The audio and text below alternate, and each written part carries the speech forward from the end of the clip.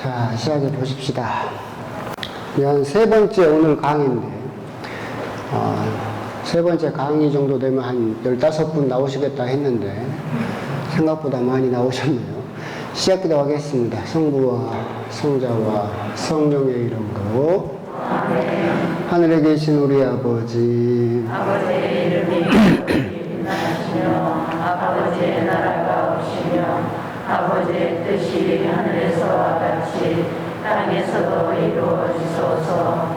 오늘 저희에게 일용할 양식을 주시고 저희에게 잘못한 일을 저희가 용서하오니 저희 죄를 용서하시고 저희를 유혹에 빠지지 않게 하시고 악에서 구하소서. 아멘. 성부와 성자와 성령의 이름으로. 아멘. 식사들은 하셨습니까? 네. 못 하셨죠? 네. 괜찮습니다. 저는 잘 먹었으니까.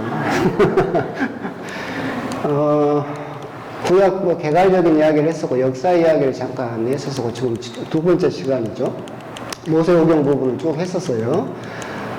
기억하실 부분은 기억하시고, 못 하시는 분은 강의로 보시면서 나중에 차근차근 또 보시면 좋겠습니다. 그때 선교사 후반부부터 했었었죠. 아브라함이 아브라함으로 바뀌었고, 아브라함과 맺은 계약이 있었었고, 아들을 바쳐라. 이스마엘, 이삭, 다 짚을 이야기는 아니고, 그냥 그런 이야기를 했었었다라고 하는 거. 그때 자기 이삭을 바쳤던 바위가 지금의 새 종교의 분질 지역인, 이 성전산의 지성소 자리가 이삭을 바쳤던 그 돌 자리다라고 하는 부분도 이야기를 드렸었고, 그 당시 성전이었죠. 이삭 다음에 야곱, 12지파가 이제 최초로 이스라엘 민족이라고 하는 12지파가 형성이 되었고, 노란색 두 개는 그 지파 중에서도 순위가 변동되던, 나타났다 사라지기도 했던 그런 야곱이고, 야곱의 이름을 이스라엘로 바꿔 부르신 거, 그것은 결국 이제 이스라엘 민족이라는 하나의 정체성을 형성하기 시작했다. 요셉, 이집트로 이주해서 살다가 그렇게 됐던 부분. 또 다 할 수는 없잖아요. 기억을 다시 하게 해주십시오. 출애굽기 세 부분. 모세 40년에서 124로 죽습니다. 40년씩 끊어지죠. 이건 뒷부분에 가면 또 공통되는 부분들이 있어요. 10가지 재앙은 이집트 신들을 물리치는 10가지 기적들이고, 그래서 이집트의 신들을 물리치는 과정이었다. 제일 중요한 파스카 이야기를 했었었고, 탈출기가 왜 그렇게, 십계명이 왜 그렇게 차이가 있는지 잠깐 설명드렸었고, 레위기는 탈출기는 이동했으니까 레위기는 머물러서 이것만 기억하면 된다. 하나님이 거룩하시니 너희도 거룩하게 되어라. 그래서 거룩하게 되는 방법, 그 부분에 대한 이야기였었고, 민수기 말 그대로 인구조사 2번, 그러면서 이제 인구조사를 통해서 조직이나 제도가 공식화되면서 하나로 뭉쳐지는 예배로, 전례로 하나로 뭉쳐지는 민족이 형성되었고, 이렇게 헤매고 40년을 헤매고 다녔다.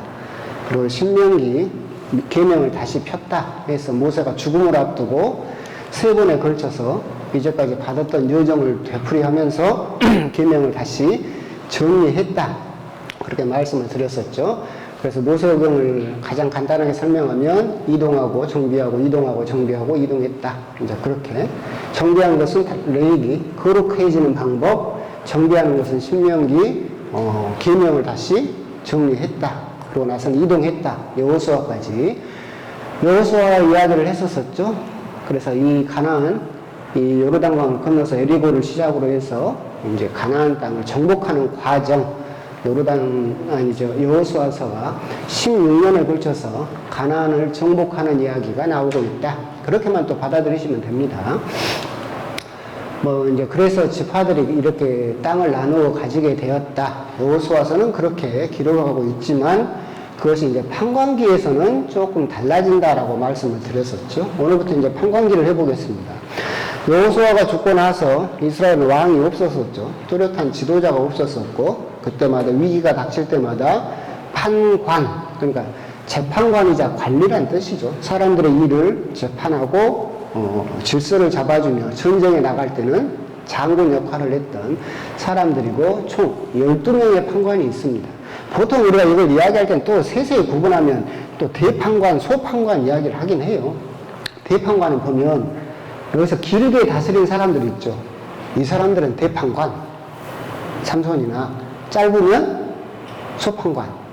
근데 물론 이따는 6년밖에 안 다스렸는데 대판관으로 분류가 되는 이유가 뭐냐면 사실 정확하게 따지면 이 연도로 따지는 것이 아니라 판관기에 나온 내용의 분량, 얼마나 이 사람이 길게 설명이 되어 있느냐, 그 차이인데 하여튼 그것까지는 알 필요 없고 총 12명의 판관이 들어서서 이스라엘 민족을 그때마다 이 민족으로부터 구해냈다라고 생각하시면 되겠습니다. 여러분들이 잘 아시는 판관은 삼손이죠. 마지막 판관 삼손, 블레셋하고 싸웠던, 영화로도 나왔던 삼손 정도 아실 것이고, 그냥 뭐 여러분 쭉 읽어보시면 돼요. 판관기는 드보라는 여성 판관입니다. 특이하게. 그러니까 이스라엘 역사에서도 초기에는 여성에 대한 권리나 여성들이 가지고 있던 그런 뭐 권리가 남자들에게 크게 뒤처지지 않은 시대를 살았다는 걸 알 수 있겠죠. 여성 판관이 40년이나 다스리던 판관이 있었었고, 기드온이라는 유명한 또 판관이 있었었죠. 므낫세 지파, 우리 지파는 가장 작은 지파 중에서도 우리 아버지는 그 중에서도 더 작습니다. 내가 어떻게 우리 민족을 구해내겠습니까? 가장 작은 자를 통해서 당신의 일을 하시겠다라고 하니까 양털을 놓고 양털만 비우게 한번 해보십시오. 하나님이 다 해주죠. 그럼 양털 빼고 주변을 비우게 해주십시오 했더니 또 다 해주고, 그래서 기드온이 40년을 다스리게 되고, 특이한 것은 기드온이 죽고 나서 그 아들이 왕권에 도전하죠. 왕이 되려고 해요. 근데 그때 왕이 되지 못했던 역사가 있죠. 그러니까 그 이야기를 들어보면 판관 시대 때부터 이스라엘 사람들은 왕정을 도모하려는 시도들은 있었었죠. 있었다는 걸 알 수 있을 겁니다. 물론 여기서 기드온을 읽다 보면 기드온이 전쟁을 하고 승리를 하면서 그 사람들이 가지고 있던 귀걸이, 금 귀걸이를 하나씩 받아가지고 에봇을 만들었다. 근데 그 에봇이 이스라엘 사람들에게는 우상 숭배의 그 대상이 돼서 기드온 그 집안을 수치로 떨어뜨렸다. 이제 그렇게 나오곤 있어요. 그래서 그걸 질문하실 수도 있는데 성경을 자세히 읽어보신 분은 에봇은 뭐냐면 대사제가 있던 대사제 그 제의예요, 제의. 그러니까 요한 묵시록에도 나오고, 그러니까 이 대사제가 여기다 가슴에다 12개의 보석을 박아요. 12지파를 상징하는.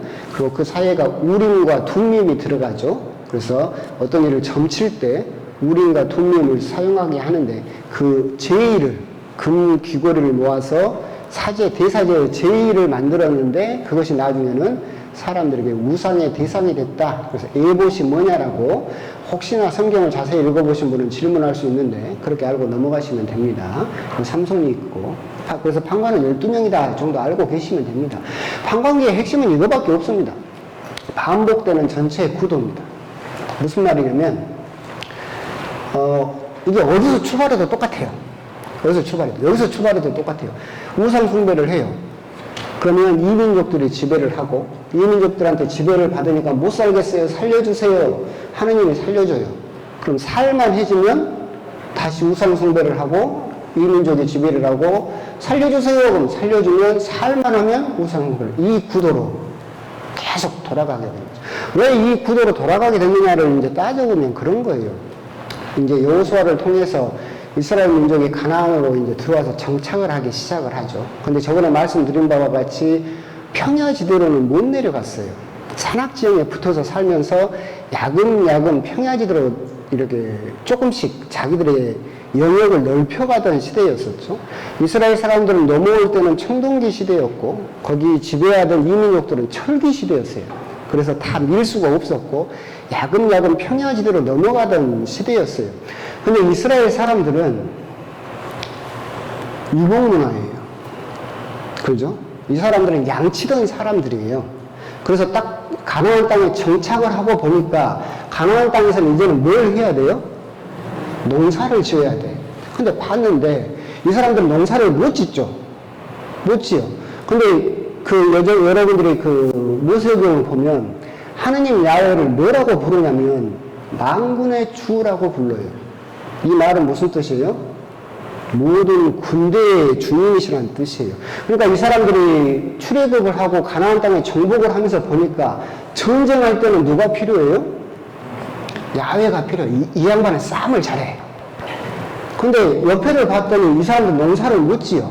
근데 이민족을 봤더니 이 사람들은 농사를 잘 지어. 그럼 이 사람들이 뭘 믿냐고 봤더니 얘들을 믿어. 그럼 농사 질 때는 누구를 믿어요? 얘를 믿어. 전쟁이 나면 누구를 믿어요? 하나님을 믿는 거야. 양다리를 걸친 거지. 그러니까 농사를 안 지어보던 사람들이 딱 정착을 하다 보니까 딱 보니까 나는 농사가 매년 망하는데 저 사람은 농사를 잘 짓네? 그럼 저 사람은 왜 차이가 뭐냐 하니까 농경 문화에서 믿던 이 신을 믿는 거죠. 그러니까 농사 질 때는 여기다 빌고 전쟁이 나면 하나님한테 비는 거야. 그래서 이 구도가 나는 거야. 농사가 저 사람들 하니까 농사 질 때는 열심히 여기다 빌지. 그럼 이민족이 지배를 해. 그래서 살려주세요. 그러면 싸움은 누가 잘해? 하나님이 잘해. 그럼 살려줘. 그럼 살만하면 또 누구를 믿어요?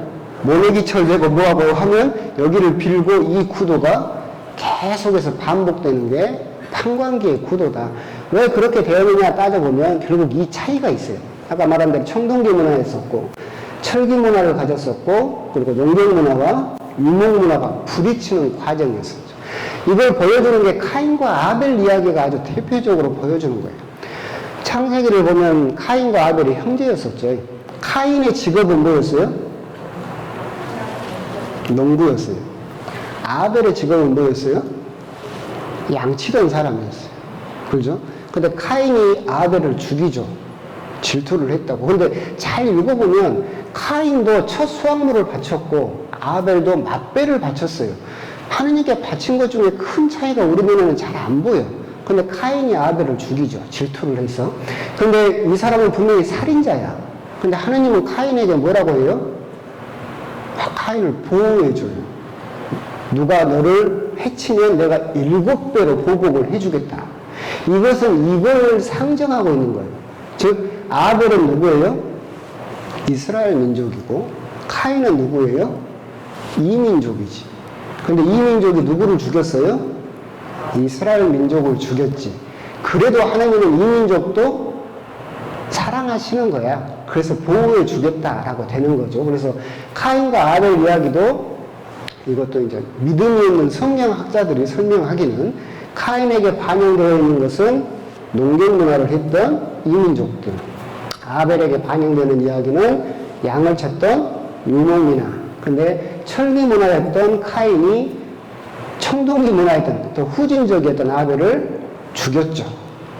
질투를 해서 죽였다. 하지만 하느님께서는 아벨을 그렇게 죄 없는 피로서 받아주시면서도 카인도 보호해 주셨다. 이렇게 창세기 이야기가 설명되어진다라고 하는 것도 이 당시의 판관기 문화를 드러내고 있다. 그렇게 또 받아들이시면 됩니다. 자, 그러면 이제 여러분들이 판관기부터 시작해서 쭉 열왕기 역대기까지 쭉 읽다 보면 계속 등장하는 이교 신들입니다. 판관기는 특히나 많이 등장하고 아세라 목상, 바알 목상 막 이런 신들이 계속 등장을 해요. 여기서 중요한 건 뭐냐면 그런갑다 하시면 됩니다. 이런 신들이 있었는갑다 라고 생각을 하고 대표적으로 가나안의 이런 이교 신들의 전통은 부부가 이렇게 있어요. 농경 문화이기 때문에 비가 내려야 되고 땅이 풍족해야 돼요. 그러니까 우리도 옛날에 그랬잖아요. 땅은 어머니 그러잖아요. 하늘은 아버지. 하늘에서 비가 내려서 땅이 풍족해진다. 그래서 하늘과 땅이 만나는 것을 결혼이라고 봤어요.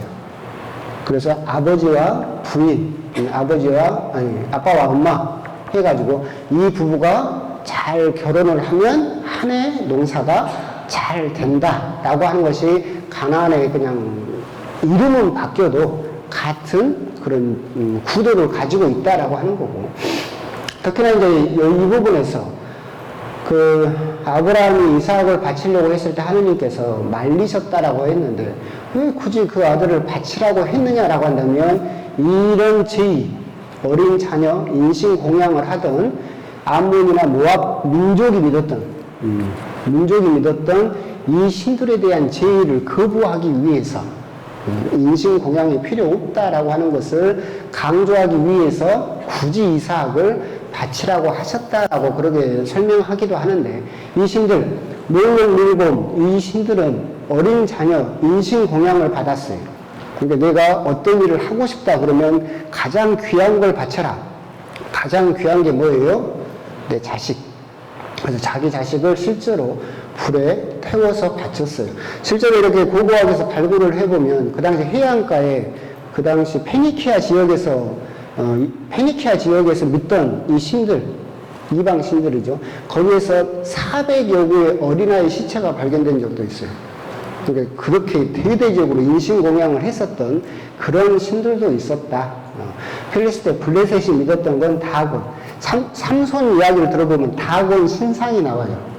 그러니까 여러분들이 뭐 다곤은 뭐고 바알은 뭐고 아세라는 뭐고 헷갈릴 수가 있는데, 그냥 이렇게 이교도들의 신이고 이런 의미, 아세라는 다산과 풍요, 바알은 비, 바람, 번개, 농경과 아주 굳게 연결된 신이죠. 신약과도 연결돼요. 베엘제불이라고 그랬죠. 베엘제불에 나오는 바알, 이렇게 이교도 신들이 있다. 여기 있는 그림들은 그냥 다 허투루 넣은 게 아니에요. 이 소머리는 뭐냐면 몰록이에요. 소머리. 여기 젖가슴이 이렇게 강조된 사람은 아세라, 다산과 풍요, 이게 아세라 목상이에요. 발견된. 여기 보면 얘가 바알이에요. 농경을 상징하고, 여기 사실 여기가 천둥을 들고 있는 건데, 그러니까 이렇게 그림이 연관되어 있다. 그냥 가나안 신들이 이 정도 있다, 그렇게 알고 계시면 됩니다. 뭐 외우실 필요까지는 없고. 이건 이제 교재에 없는 부분인데 심심해서 넣습니다. 여기 막 이교신들이 막 나오고 그러잖아요. 근데 야훼라고 할 때 이제 그냥 옛날에도 한번 했었어요. 하나님 이름이 야훼가 맞냐 여호와가 맞냐, 이거 한번 해보려고. 히브리어는 모음이 없어요. 모음이 없고, 점을 하나 찍으면 이, 뭐 이렇게 찍으면 아, 그죠? 두 개 찍으면 에, 뭐 이런 식으로 여기다 점을 찍어서 모음을 내는데, 기본적으로는 자음만 쓰죠. 이 네 글자를 사성 문자라고 그래요. 거룩한 네 개의 문자. 이게 야훼 이름이, 하나님 이름이에요. 근데 모음이 없어요. 발음을 어떻게 하는지 몰라요. 그러니까 예를 들면 하느님 이걸 번역을 했다. 모음을 다 빼. 흐르르 이렇게 됩니다. 요즘 애들이 자음 갖고만 이야기를 하잖아요. 그런 식이죠. 그래서 이게 이렇게 됐는데 어떻게 발음하는지를 몰라요. 시간이 지나니까 이 야훼를 진짜로 어떻게 발음하는지를 잊어버렸어. 왜 그러냐면 신약시대만 되더라도 주님의 이름을 함부로 부르지 마라. 몇 개면? 10개명인지는 알아. 몇 개명? 2개명. 하느님 이름을 함부로 부르지 마라. 그래서 하느님 이름을 못 불러요. 그러니까 1년에 딱 한 번 대사제가 지성소에 허리를 굽히고 기어 들어가서 딱 하느님 이름을 3번 부를 수 있어요. 그럼 대사제는 알겠지. 하느님을 뭐라고 부르는지. 근데 일반 사람들은 알아요, 몰라요? 몰라요. 왜? 함부로 부르면 안 돼. 그래서 나중에는 이것을 하느님 이름을 뭐라고 부르는지를 잊어버렸어요. 그런데 이 글자를 만나면, 그래서 구약 성경에서는 아도나이라고 불렀어요. 신약 성경에서는 끼리오스라고 부르는데, 이게 무슨 말이냐면, 여러분들이 옛날에 성신, 그런데 교회에서 성령으로 바꿔 이렇게 불러라 그랬잖아요. 그러면 여러분들이 책을 보다가 성신이라는 글자가 나오면 그런 성신이라고 되는데 뭐라고 읽어요? 성령, 그렇게 읽잖아요. 너무 거룩한 이름이라 못 불러요. 그래서 바꿔 불러. 아도나이나 끼리오스는 뜻이 뭐냐면 그냥 주인이란 뜻이에요. 주님이란 뜻이죠. 그래서 이 글자가 너무 거룩해서 구약시대 사람들은 이 글자를 만나면 아도나이라고 불렀어요. 그런데 나중에 중세시대 때 교황님 고해 사제가 이걸 뭐라고 발음하는지가 너무 궁금한 거야. 그래서 어떻게 했냐면 이 자음에다가 아도나이에 있는 이 모음을 뜯어다가 붙였어요. 어떻게 발음하는지를 모르니까. 아도나이에 모음을 갖다 붙이니까 뭐가 나왔어요? 여호와가 나왔지. 그래서 여호와라고 부른 거예요. 근데 이건 100% 틀린 거예요. 왜? 이거예요.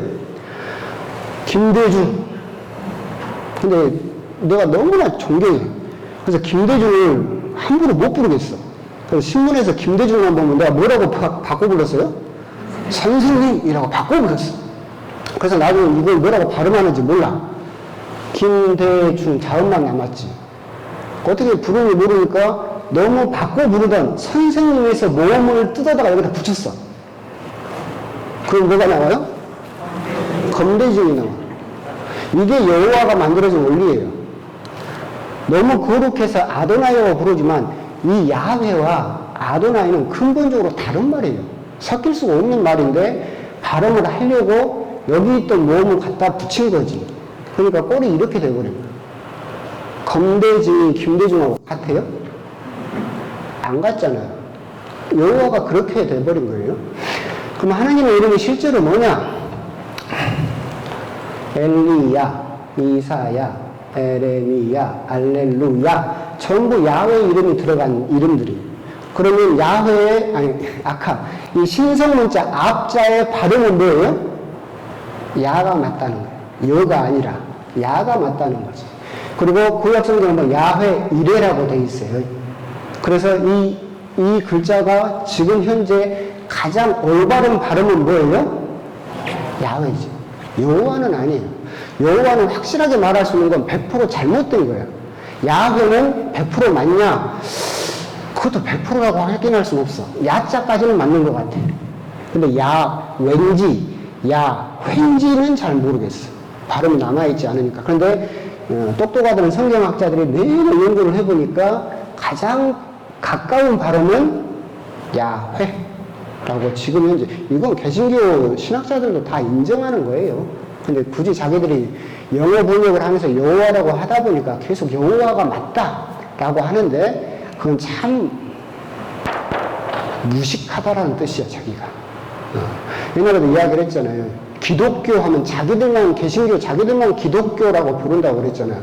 그런데 기독교는 원래 중국에 천주교가 먼저 전파가 됐잖아. 근데 천주교가 전파됐을 때 그리스도를 한자로 기리사독이라고 번역을 했어요. 한자로 기리사독. 기리사독을 줄여서 기독으로 부른 거예요. 그리스도를. 그러니까 이 그리스도 기독은 모든 그리스도교를 말하는 거예요. 근데 기독이 개신교만을 말한다라고 설명을 한다라고 한다면, 그 말이 옳다라고 막 주장한다라고 한다면 자기가 얼마나 무식하다라고 하는 것을 이야기하고 있는 것이다. 옛날에 우리 구약 성경 가르치던 김민수 신부님이 시험을 보면 항상 그랬어요. 그 양반은 문제를 내면 답을 딱 한 줄 적을 공간밖에 안 줘. 그럼 뭐라고 하시냐면, 아는 것만 적어라. 모르는 건 적지 마라. 사과를 물어봤는데 배라고 대답하는 놈은 사과도 모르고 배도 모르는 놈이다. 그잖아요. 사과를 물어봤는데 답을 비워놨다. 그럼 너는 사과만 모르는 놈이잖아. 근데 거기다가 배라고 적어놨어. 그러면 너는 뭐예요? 사과도 모르고 배도 모르는 놈이다. 2배로 감점. 네. 그거거든요. 무식하면 가만히 있는 게 차라리 더 나을 수도 있다. 그래서 야훼, 이게 또 왜 밑에다 적어놨냐면, 야훼 뜻은 뭐예요? 나는 나다. 나는 존재하는 나다. 나는 나다라는 뜻이에요. 예수님께서 나는 길이다. 나는 진리다. 나는 생명이다.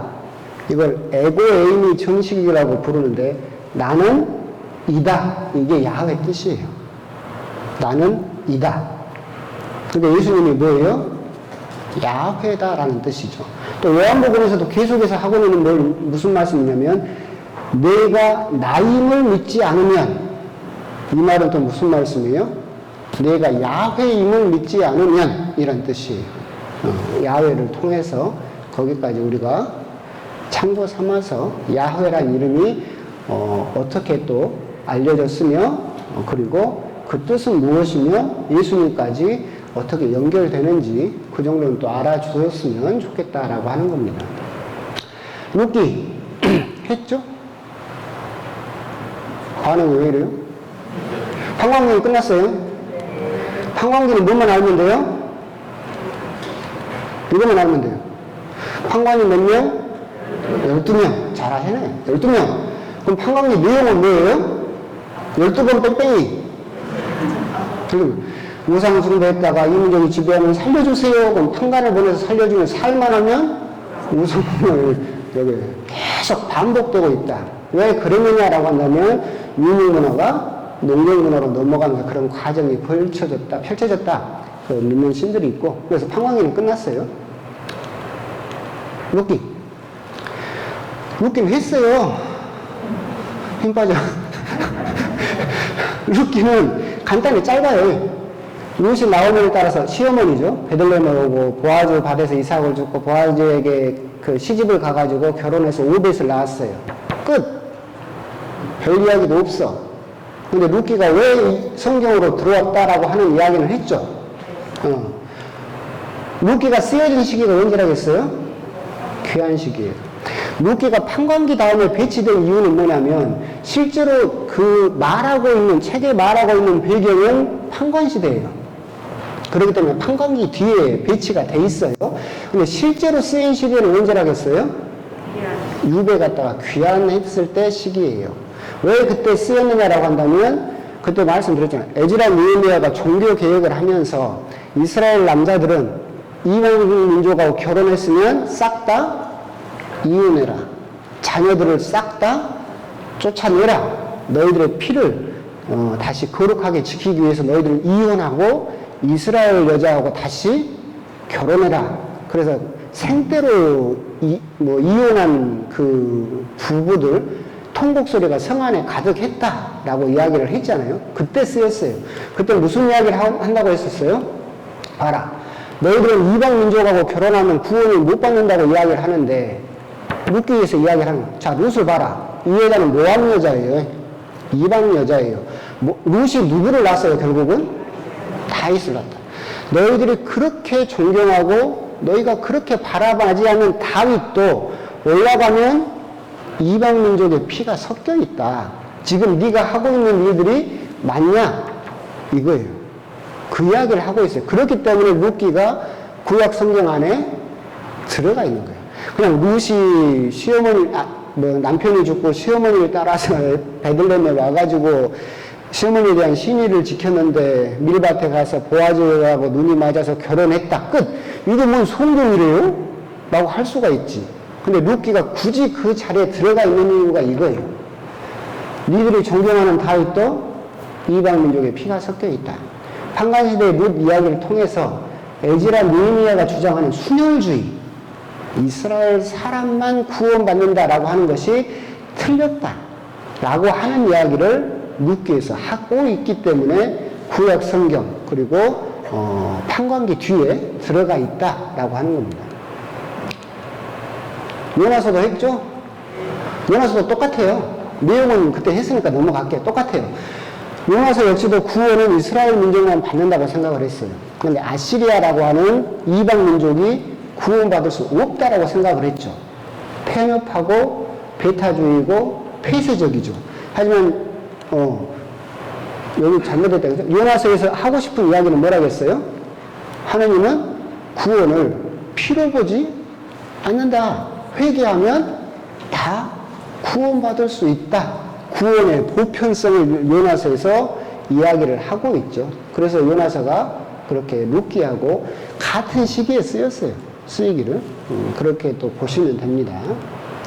그 이제 요나서는 그 정도 설명하면 될 것이고. 자, 이제 머리 복잡한 역사서로 들어갑니다. 머리가 복잡해질 겁니다, 이제. 이제 판관시대가 딱 끝나고 나면 사무엘이 등장하죠. 기억을 잘 떠올려 봐봐요. 성경을 보면 그 순으로 판관시대가 끝나게 되면 사무엘이 등장을 해요. 그죠? 그래서 사무엘이 왕을 만들죠. 처음 들어봐요?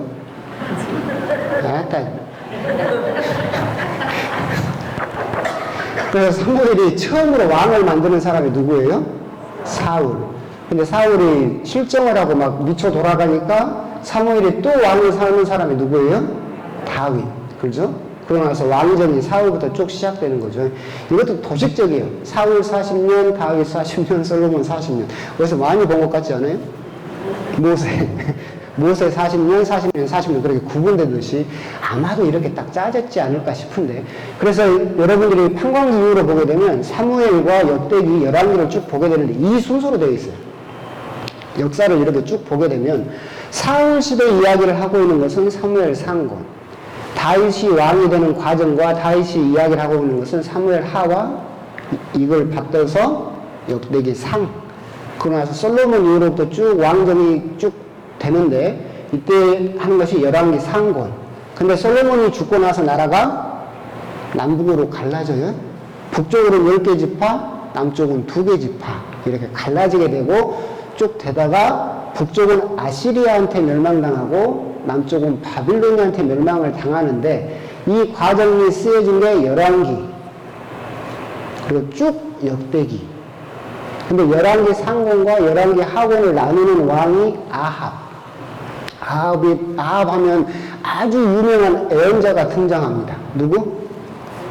엘리야가 등장한 아합을 기준으로 해서 열왕기 상, 열왕기 하, 그리고 역대기 하권이 쭉 이 전 시대를 하는데 차이가 있어요.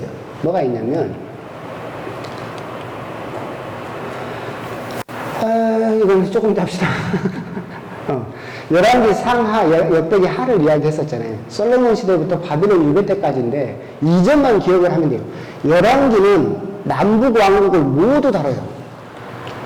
북쪽에서 어떤 왕이 있었고 무슨 일을 했고 남쪽에서는 무슨 왕이 있었고 그러는데 역대기는 남유다 왕국만 다뤄요. 하곤이라고 되어 있잖아요. 상고는 뭐예요? 가물가물하죠? 벌써 잊어볼 줄 알았어. 다윗 이야기를 하고 있지. 그러면 무슨 말이에요? 역대기는 결국 남쪽 이야기만 하는 거지. 그죠? 역대기는 남쪽 이야기만 하고 있고 열왕기는 남북을 다 이야기를 하고 있다. 그럼 여러분 생각할 때 역대기는 남쪽 사람이 썼을까? 북쪽 사람이 썼을까? 남쪽 사람이 썼지. 그죠? 역사도 잘 모르는 북쪽 사람이 남쪽 역사를 쓸 리는 없잖아. 그러면 열왕기는 누가 썼을까? 북쪽 사람. 그러니까 열왕기는 북쪽에서 가지고 있던 역사서, 역대기는 남쪽에서 가지고 있던 역사서, 그렇게 구분을 하시면 돼요. 그래서 이렇게 이것만 기억하면 되고, 이것만 기억하면 되고, 뭐 율법 말씀 중심이고 예언자 시기하고 이건 차이는 이렇게 있어요. 이것까지 알아두면 금상첨화지. 근데 그냥 그 정도까지 알아두세요. 그러면 너무 힘들고. 그래서 여기가 잘 보시면 그 강의록 잘 보면 됩니다. 사무엘 상하가 나오죠. 사무엘은 여러분도 다 아실 거예요. 사무엘은 결국은 판관과 왕정 시대의 교두보예요. 그러니까 사무엘이 하는 역할을 보면 판관의 역할을 하면서도 동시에 왕의 역할을 해요. 예언자의 역할을 하면서도 왕의 역할을 하고 사제 역할을 동시에 하고 있죠. 그러다가 그 권한을 이제 왕에게 넘겨주는 시대, 그 가운데 인터체인지라고 하나요? 그걸 사무엘이 하고 있다라고 보시면 돼요. 그건 이제, 이건 역사는 그냥 쭉 읽어보시면 되니까. 흥미진진한 역사니까 읽어보시면 돼요. 성경을 이렇게 설명을 들어도 성경을 안 읽으면 아무 소용 없습니다. 예, 실제로 읽어봐야 돼요. 사무엘은 인간의 실패 하느님의 성공에서 판관시대, 이제 부족국가에서 왕정국가로 넘어가고 판관시대에서 중앙 집권시대로 넘어가는 그 시대, 교두부.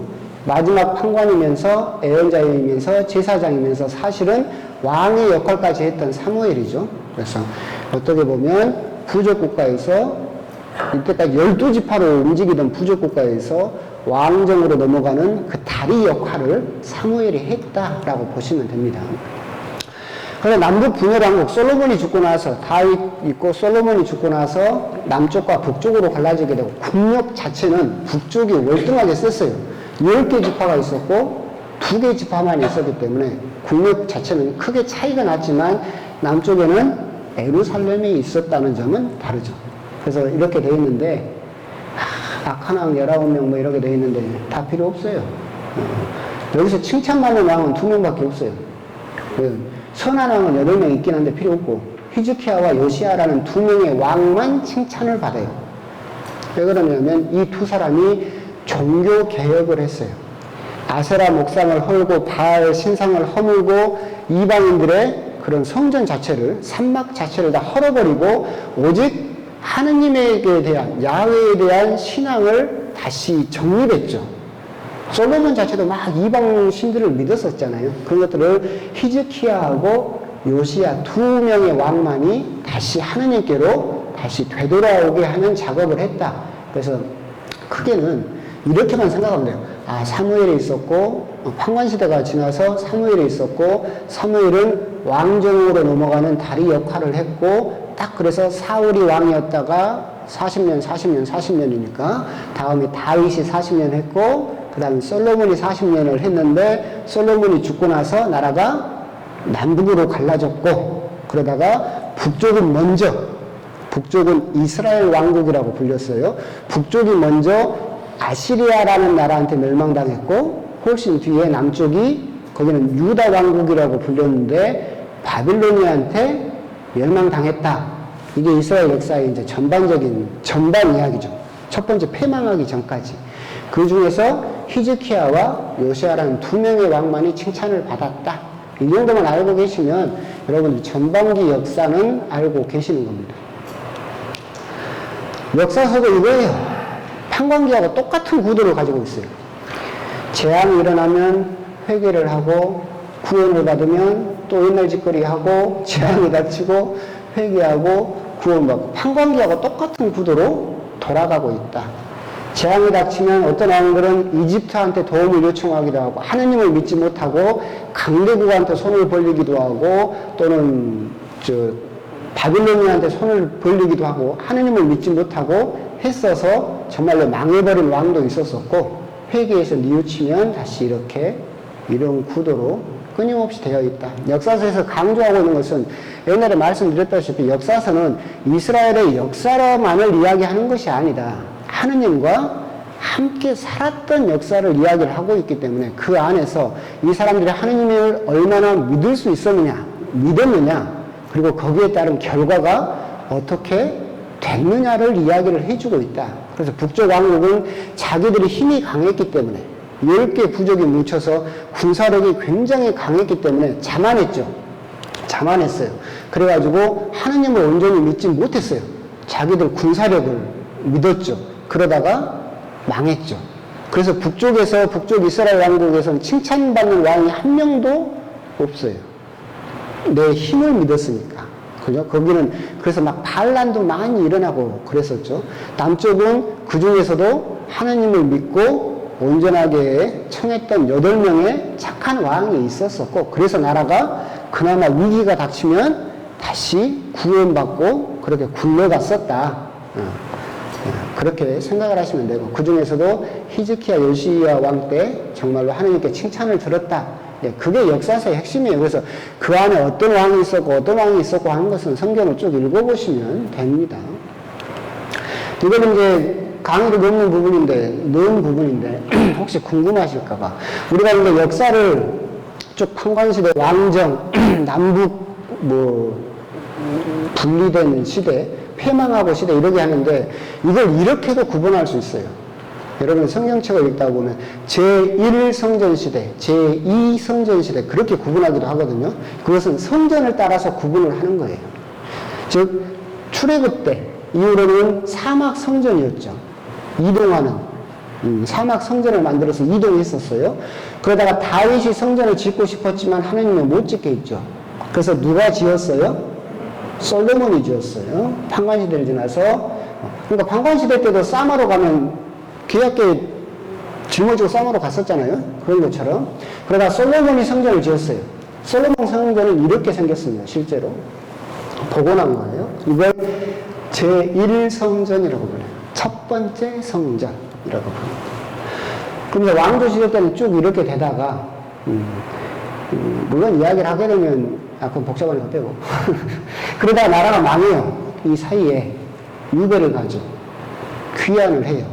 에즈라 느헤미야 시대 때 주룹바벨이 중심이 돼서 두 번째 성전을 지어요. 이 사이의 성전, 이 솔로몬 성전은 완전히 무너져 버렸어요. 무너져 버렸고 그 자리에다가 에즈라 느헤미야 시대 때 주룹바벨이 두 번째 성전을 짓죠. 그리고 이 헤로데 성전이 조금 더 비교할 텐데 세 번째 성전이라고 불리지 않는 이유는 뭐냐면 이 초라했던 성전을 그냥 개축했어요.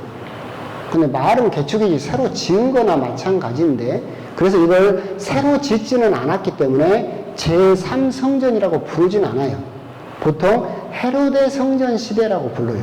그래서 이걸 제2성전, 그러니까 사막 성전은 출애굽과 판관기 시대, 그죠? 솔로몬 시대는 왕정 시대, 그리고 패망하고 망하고 이때가 귀환 시대, 유배 갔다가 귀환했을 때 시대, 이게 로마 시대, 예수님 시대 이렇게 구분하면 돼요.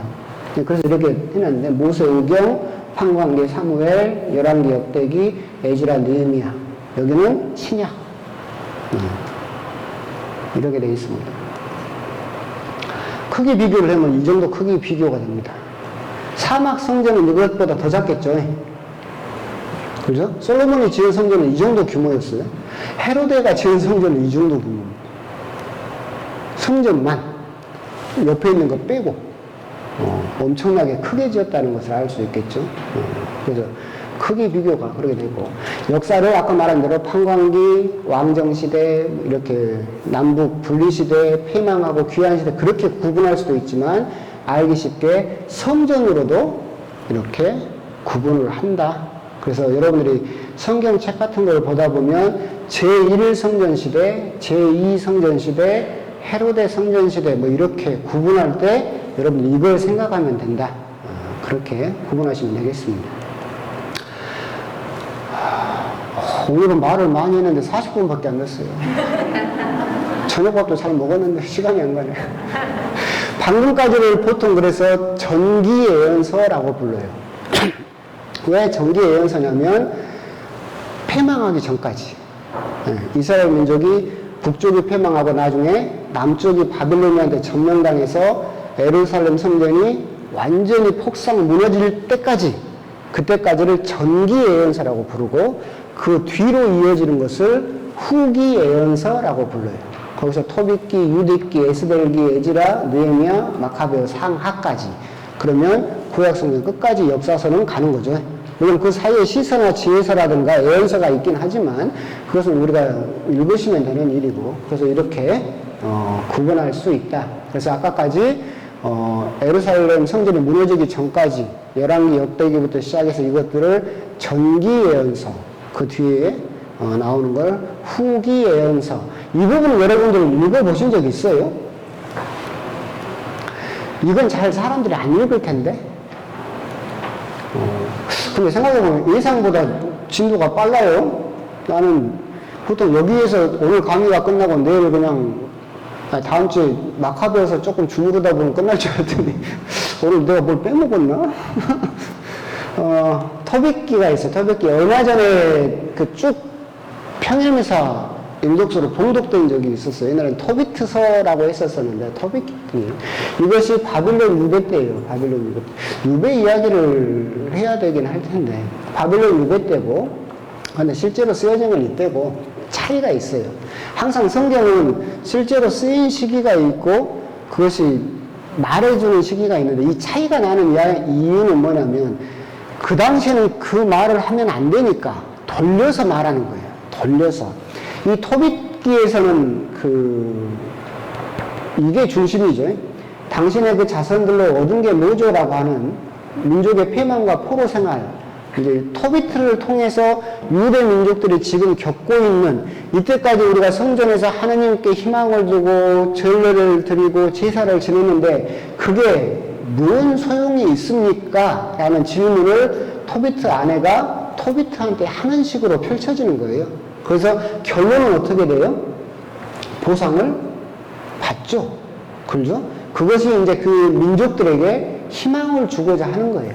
사실은 마카베오서 시기인데 이 질문은 사실은 또 내가 안 했는 것 같은데 욥기에도 나오는 부분이에요. 욥기에도 그 사탄이 하느님에게 이야기를 하잖아요. 하나님 먼저 잘못했어요. 하나님이 자랑을 했잖아. 너 욥 봤냐? 욥 얼마나 신실하고 얼마나 나를 사랑하는지 아냐? 그러니까 사탄이 하나님한테 받은 것이 많아서 그러죠. 그 받은 걸 뺏어 보십시오. 그러면 그 사람도 별거 없어요.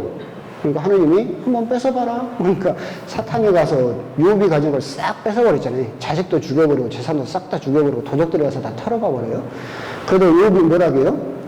하나님께서 주신 거 하나님께서 가져가시니 그다음 거기에 대해서 하나님을 찬양할 뿐이다라고 대답을 해요. 그러니까 하나님이 또 자랑을 하지 사탄한테. 봐라 마, 다 뺏어가도 쟤는 안 흔들리지 않냐. 그러니까 욥 자신을 쳐보십시오. 그러면 저 욥도 하나님에게 불경한 말을 하게 될 겁니다. 하나님 또 그래요. 해봐라. 그러니까 사탄이 가서 욥을 쳐버리죠. 온몸에 두드러기가 나고 막 부스럼이 나고. 그래서 욥이 재산도 다 잃어버리고 이제 건강도 잃어버리고 쓰레기더미 위에서 두엄자루 위에 올라가서 깨진 사기 그릇을 갖고 자기 몸을 뜩뜩 긋고 있었어. 그때 부인이 뭐라고 해요? 이때까지 한 게 뭔 소용이냐. 네가 이때까지 착하게 산 게 뭔 소용이냐. 차라리 하나님을 저주하고 죽어버려라. 그렇게 이야기를 해요. 그때도 욥은 하나님을 찬양을 하죠. 같은 질문이 나오고 있어요. 욥기도 그때 쓰여진 건 아니에요. 그래서 그렇게 너희들이 알아주는데도 그렇게 했던 자선들, 착한 일들이 무슨 소용이 있느냐라는 질문. 우리가 하나님을 그렇게 믿고 따랐는데도 우리는 유배가고 나라가 멸망하고 성전이 파괴되고 우리가 그렇게 하나님에게 열심히 했던 것이 무슨 소용이 있습니까? 라는 질문을 토비트에서는 하고 있고 그것이 나중에 응답이 오죠. 하나님이 천사를 보내서 결국은 토비트에서 이야기하는 것은 너희들이 하는 수고가 전혀 헛되지 않다. 하나님께서 보고 계시고 그것을 너희들에게 갚아주실 것이다 라고 하는 거죠. 여기에는 그런데 또 복선이 하나 깔려있는 게 뭐냐면 물론 이거예요. 가장 중요한 건 이거예요. 당신 백성을 절대 잊지 않으신다라고 하는 건데 두 번째는 뭐냐면 결혼관이에요. 아까 룻기나 요나서를 보게 되면 특히 룻기를 보게 되면 이스라엘 사람들이 가지고 있는 순혈주의 이스라엘 사람들만 구원받는다. 그래서 결혼은 이스라엘 사람들과만 해야 된다라고 하는 것이 잘못됐다고 룻기는 이야기를 하고 있죠. 그러잖아요. 봐라 룻도 보아즈하고 결혼해서 쭉 가면 다윗을 낳지 않느냐. 너희들이 그 생각이 잘못됐다라고 하는데 토비트에서는 뭐라고요? 아니다. 아니다. 피는 지켜줘야 된다. 이방 민족에 둘러싸여 있어도 기어코 자기 친족을 찾아서 그 머나먼 길을 가서 억지로 결혼을 시키잖아요. 억지인지는 모르지만 하여튼 피를 지키려는 그 노력 이것까지도 하나님께서는 악마를 몰아내고 보상해 주신다. 그러니까 룻기하고는 정반대의 이야기를 또 하고 있죠. 그죠? 그러니까 성경이 일방적인 이야기를 하고 있진 않아요. 룻기에서는 그렇게 이야기를 하고 있고 토비트에서는 아니다. 피는 중요하다라는 이야기를 또 하고 있다라고 하는 것이고 하지만 토비트에서 가장 중요한 건 이겁니다. 당신의 그 자손들로 얻은 게 뭡니까? 이스라엘 민족이 했던 기도, 이스라엘 민족이 했던 전례, 하나님께 드렸던 그 모든 제사가 무슨 소용이 있습니까? 라는 질문에 대해서 토비트서는 대답을 하고 싶어 한다. 그렇게 보시면 되겠습니다. 끝. 읽어보시면 돼요. 재밌어요. 라파엘도 나오고 물고기 잡아다가 이렇게 불에 해가지고 했던 일이 읽어보면 돼요. 읽어보면 어려운 거 없어요. 유대기는 굉장히 이상한 성경입니다. 이상한 성경. 왜 이상하냐면 실제로 존재하지 않은 사람이에요. 실제로 존재하지 않는 사람이에요. 이름은 나올지 몰라도. 근데 이런 소설 형식의 지혜문학이라고 되어 있어요. 그러니까 가짜 이야기, 꾸며낸 이야기. 배경은 아시리아 때, 즉 북쪽 왕국을 멸망시킨 게 아시리아예요. 그러니까 기원전 한 300년 그때쯤. 근데 실제는 마카베오서 때요. 아까 이것도 마카베오 때죠. 대부분 여기 있는 것들은 대부분 이 마카베오 시대 때 쓰인 거예요. 마카베오 시대가 언제냐면 여기 이 끝머리 그 나올 거예요? 하다 보면 나오죠 뭐. 유대기가 왜 재밌는 이상하면서도 재밌는 책이냐면 똑같아요. 배경은 이야기를 하고 있는 배경은 아시리아 때 이야기를 하고 있지만 실제로는 마카베오 때 쓰였어요. 그 말은 무슨 말이냐면 하고 싶은 이야기가 따로 있다라는 이야기예요.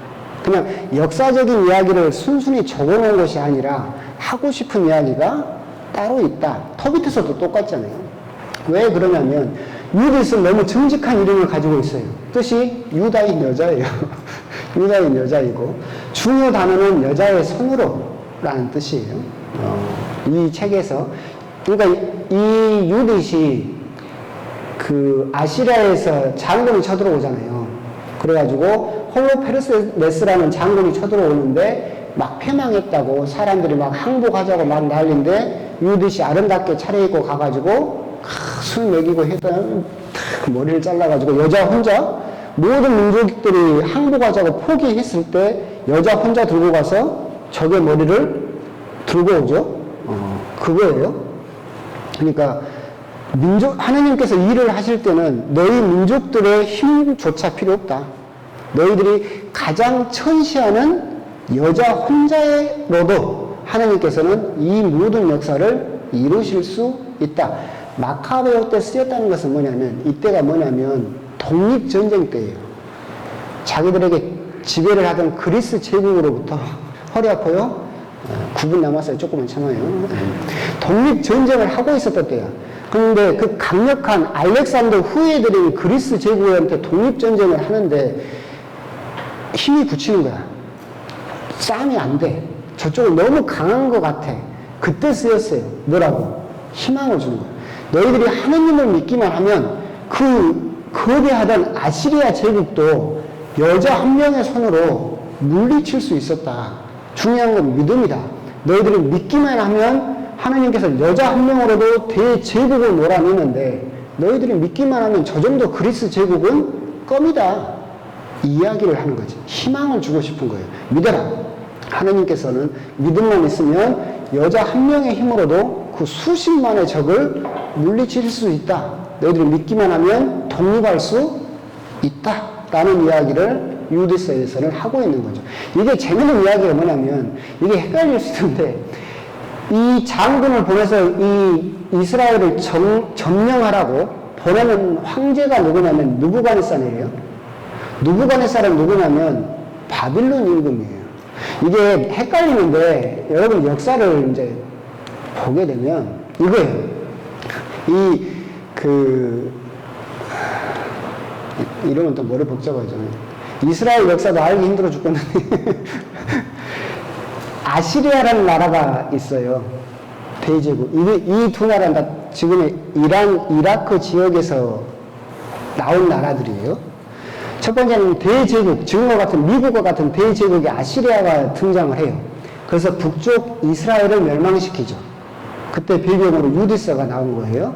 이 아시리아를 멸망시키고 바빌로니아라는 대제국이 세워져요. 이 나라가 남유다 왕국을 멸망시키고 바빌론으로 포로로 끌고 가버려요. 배경은 토비스예요. 그런데 이것이 실제로 쓰인 건 이때예요. 아마 헷갈려. 이 바빌로니아를 멸망시키고 페르시아라는 나라가 서요. 여러분 영화 300 보면 그리스 쳐들어가면서 막 해가지고 나는 관대하다 했던 왕 몰라요? 그 시대예요. 그리스하고 전쟁하던 이때 귀환을 다시 고향으로 되돌아가게 해줘요.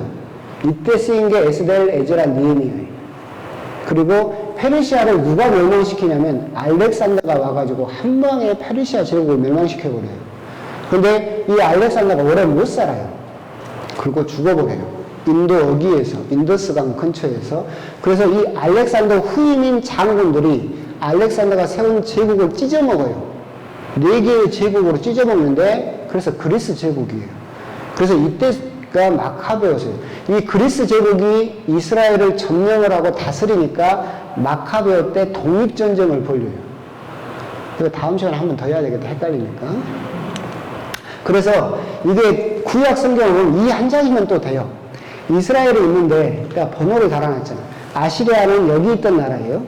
여기가 티그리스 유프라테스 강이거든요. 니네베가 이 티그리스 강 이 언저리에 있었어요, 수도가. 첫 번째 등장하는 게 아시리아. 그래서 북쪽을 밀어버리죠. 그 다음에 두 번째 등장한 게 바빌로니아. 수도는 티그리스와 유프라테스 강 가운데 있어요. 꺼멓게 있죠. 이 바빌로니아가 남쪽을 밀어버려요. 그래서 포로로 다 잡아가죠. 그리고 이 바빌로니아를 멸망시킨 게 페르시아예요. 페르시아가 수도는 여기에요. 수사라고 되어 있는데 여기다 수도를 삼는데 하여튼 페르시아가 또 여기를 또 다 차지하죠. 그러면서 이스라엘 민족은 이들 땅으로 돌아가라. 그래서 귀환해요. 귀환해서 살려고 하는데 그리스에서 쳐들어와서 점령을 하죠. 그래서 이때 아등바등 싸움하다가 독립을 잠깐 해요. 그게 마카베오서예요. 마카베오서는 그 독립하는 과정이 다뤄지고 있어요. 그래서 독립을 잠깐 하니까 그 다음에 쳐들어온 게 누구예요? 로마가 쳐들어와서 점령을 해버려요. 그러니까 이게 뭐냐면 이스라엘을 점령했던 대제국들이에요. 강대국들. 아시리아, 바빌로니아, 페르시아, 그리스, 로마. 이게 후기 역사예요. 정기 역사서는 아까 한참 가야 되는데. 정기 역사서는 설명했죠. 뭐 한순간 출애굽기 나오고, 판관기 나오고, 사무엘 나오고, 열왕기 역대기 나오고, 끝. 여기가 정기 역사서잖아요. 근데 나라가 멸망당한 뒤로 이게 후기 역사서 배경이에요. 이 정도만 알아도 돼요. 이 정도만 알아도. 그렇게 내가 여기까지는 사실 안 갈라졌어. 이거 머리 복잡하니까. 그래서 그냥 내 생각은, 정기 예언서 하다가 대충 문구적거리다가 끝내버려야지. 그랬는데, 여기까지 가면 복잡해지더라고. 여기서는 사람들이 많이 좌절하더라고. 어렵다고. 근데, 아실 필요가 있어요. 왜 아실 필요가 있냐면, 이게, 복잡하죠. 이게 뭐란가. 다니엘서예요. 이건 요한묵시록에도 고스란히 등장하는 거예요. 막 신천지라든가 여러 군데서 여러분 겁주는 그거예요. 다니엘서를 보면 머리는 황금으로 된 신상이 있는데 머리는 황금으로 되었고 가슴과 어깨는 은으로 되었고 밑에는 청동으로 되었고 밑에는 철로 되었고 밑에는 철과 진흙으로 되었다. 그런데 건드리지도 않은 돌이 와서 신상을 부셔버렸다. 뭔 말이에요? 뭔 말이야? 이 말이에요. 금으로 된 머리는 아시리아 제국을 말하는 거예요. 그리고 그 밑으로 내려와서 은으로 된 것은 바빌론 제국이고 동으로 된 것은 페르시아고 철로 된 것은 그리스 제국이에요. 철과 진흙이 섞여 있었다라고 하는 것은 알렉산더가 죽고 나서 나라가 4개로 분열된 시대. 그래서 이 제국이 지금 이스라엘을 점령하고 있죠. 그래서 거기에 마카베오가 독립하려고 전쟁을 벌이고 있어. 근데 손도 되지 않은 돌이 와서 이 신상을 박살내버렸다. 그러면 이 대제국의 통치를 누가 끝내주겠다? 하느님이 끝내주겠다. 그렇게 따지면 다니엘서도 언제 쓰였을까? 마카베오 쓰였지. 마카베오 때 쓰였을 거 아니야. 토비트도 똑같다니까, 여러분들이. 나도 여러분들 못 알아먹으니까 나도 헷갈리려고 하네. 토비트도 똑같대요. 시대는 아시리아 시대 이야기를 하고 있지만 마카베오 시대 때 쓰였다니까? 무슨 이야기를 하고 싶은 거예요? 하나님이 도와주실 거다. 그 이야기를 하고 있는 거야. 지금 한창 그리스 제국의 독립전쟁을 벌이고 있어. 그러니까 우리가 하는 일이 전혀 의미가 없지 않다. 유대도 똑같다니까? 유대도 아시리아 때 쓰였어요. 실제로 마카베오 때, 아시리아 때를 배경으로 하고 있는데 실제로 마카베오 때 쓰였어. 똑같이 무슨 말이에요? 하나님은 여자 혼자 힘으로도 이 거대한 아시리아를 깨부셨다. 근데 우리가 이 남정네들이 수백 명의 힘을 모으면 저 정도 그리스 제국은 물리칠 수 있다. 똑같이 희망을 이야기를 하고 있잖아요. 다니엘서도 똑같다니까? 보면 거대한 신상, 하늘 끝까지 뻗쳐있는 이 신상을 대제국들이야. 우리들을 괴롭히던 이 대제국들. 근데 손도 되지 않은 돌이 와서 부셔버렸다. 니들은 독립을 하려고 하는데 열심히 노력할 필요 없어. 모든 일은 누가 다 해줄 거야? 하느님이 해주실 거야. 다 이것도 그럼 언제 쓰였어요? 마카베오 시대 때 쓰요. 이게 절실했던 거지. 그러니까 그만큼 그 당시에 이 우리를 점령하던 그리스 제국으로부터 독립하려던 열망들이 강했었죠. 그러니까 성경을 볼 때 배경은 이런데 실제로 언제 쓰였느냐가 중요한 거지. 이게 재밌는 게 뭐냐면 아까 말했잖아요. 이 바빌론 임금 때문에 그래. 다 등장한다니까. 보낸 사람은 바빌론 임금이에요. 그런데 이 사람을 아시리아 임금인 것처럼 이야기를 해요. 그 파견한 장군은 페르시아 장군이야. 무슨 말이냐면 배경은 이 시대예요. 황제는 이 시대 사람이고 파견한 장군은 이 시대 장군이야. 말이 돼요? 안 돼요. 어떻게 한 나라가 대제국이 3개나 들어있잖아. 근데 여기서 말하고자 하는 건 일부러 이렇게 만들어놓은 거예요. 무슨 말이냐면 세 제국이 힘을 합쳐서 쳐들어왔어. 아시리아 혼자가 아니라 아시리아에다가 바빌론에다가 페르시아까지 이때까지 우리를 괴롭히던 대제국 3개가 미국, 러시아, 중국이 쳐들어와서 힘을 합쳐서 옛날에는 미국이 우리를 괴롭히고 옛날에 중국이 우리를 괴롭히고 옛날에는 러시아가 우리를 괴롭혔다. 근데 이번에는 세 제국이 연합을 해서 쳐들어왔어. 근데 어떻게 해버렸어요? 여자 혼자 가서 목을 잘라고. 그러니까 무슨 말이에요? 세 제국이 연합을 해도 하느님한테는 못 당한다. 그러니까 힘을 내라. 독립할 수 있다. 그러죠? 그래서 유디스를 보게 되면 말이 안 되는 이야기들이 섞여 있어요. 아시리아 임금으로 바빌론 황제가 나오고 파견한 장군은 페르시아 장군을 파견을 해요. 근데 그렇게 일부러 이렇게 쓴 이유가 뭐냐면 이 세 제국이 연합을 해도 여자의 손으로, 즉 너희들이 가장 천시하는 여자 한 명의 힘으로도 이 세 제국을 다 물리칠 수 있다. 그래서 이제 내용은 이거예요. 내용은 아까 설명드린 거 다 그거예요. 강대국.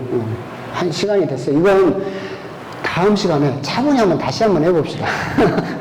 차분히. 이 역사가 순서가 나오게 되면 여러분들이 막 헷갈려 하는데, 근데 이게, 전기 예언서는 여러분들이 눈을 감고, 판관, 사무엘, 열왕기, 역대기, 나라가 멸망했다. 이게 정기 예언서. 그리고 뒷부분은 이거는 아시리아, 바빌론, 페르시아, 그리스, 로마 5개. 6개인가? 몇 개야? 6개는? 왜 6개래? 아시리아, 바빌론, 페르시아, 내가 이스라엘까지 했구나. 이건 잠시 독립했던 거 이야기한 겁니다. 5개 강대국이 그 후기의 역사서를 지배하는 거고, 이 5개 강대국과의 그 관계만 알아도 우리가 이스라엘의 역사를 알 수 있고, 그러면 구약 성경을 이해하기가 훨씬 더 쉬워진다라고 하는 거. 이건 다음 시간에 다시 한번 차분히 한번 해봅시다. 질문 있으십니까? 이번 강의는 막 역사 이야기가 막 나오니까 막 어려워하시는 것 같은데, 차분히 집에 가서 한 번씩 다시 한번 보시고, 아무리 강의가 재미없다고 하더라도 아직 끝나도 안 했는데 막 그 교재를 막 가방에다 넣어두고 집에 가려고 너무하네. 누구는 앞에서 열심히 막 어떻게든 좀 설명해 보려고 막 하고 있는데, 끝났는가 빨리 가야 되겠다. 상처받았어요. 자, 마무리 기도하겠습니다. 성부와 성자와 성령의 이름으로. 영광이 성부와 성자와 성령께. 성부와 성자와 성령의 이름으로.